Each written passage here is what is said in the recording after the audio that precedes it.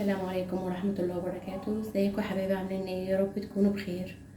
انا النهاردة هعمل فراخ في الصينية.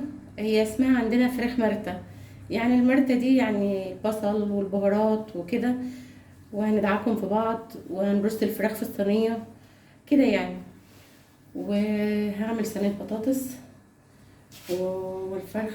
الفرخة نقعاها اهي في خل وليمون،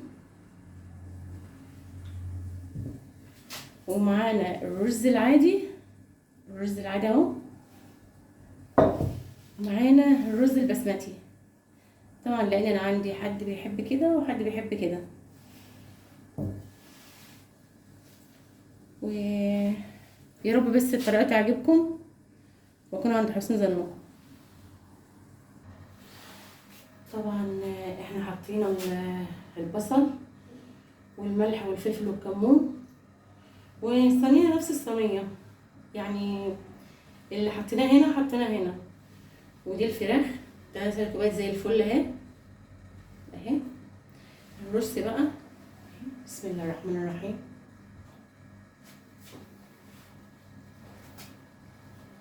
بسم الله الرحمن الرحيم.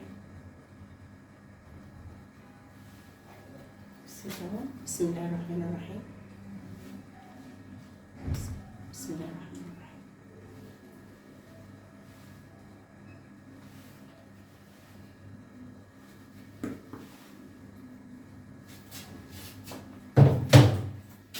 اهي رأيكم،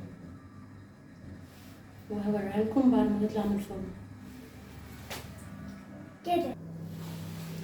ودي الصينية اللي هعمل فيها البطاطس، واقول لكم برضه البطاطس اهو. بسم الله الرحمن الرحيم.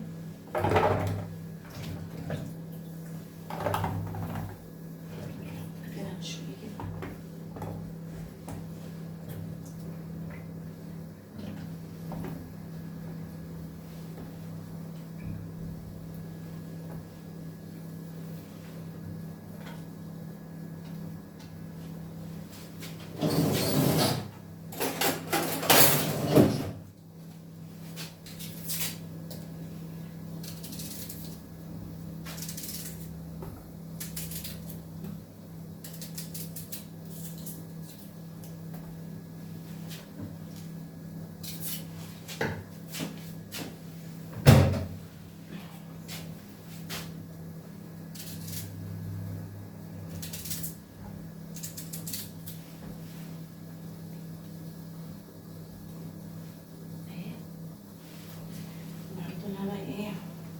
ده بقى اللي بيخليها جميلة وتحفة ومشطشطة وطعمة.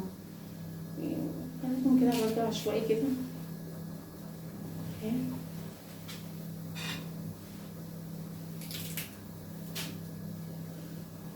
اهي تمام.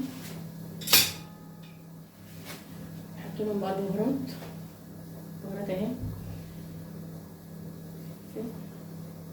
ملح، كمون،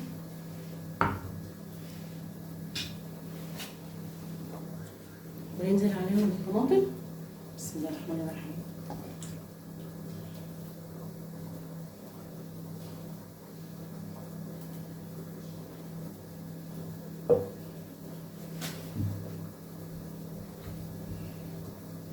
تمام.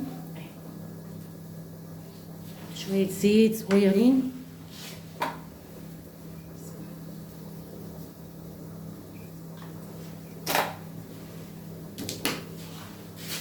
دي بطاطس اهي برضه هسيبها على النار وهوريها لكم اول ما تخلص كده يعني.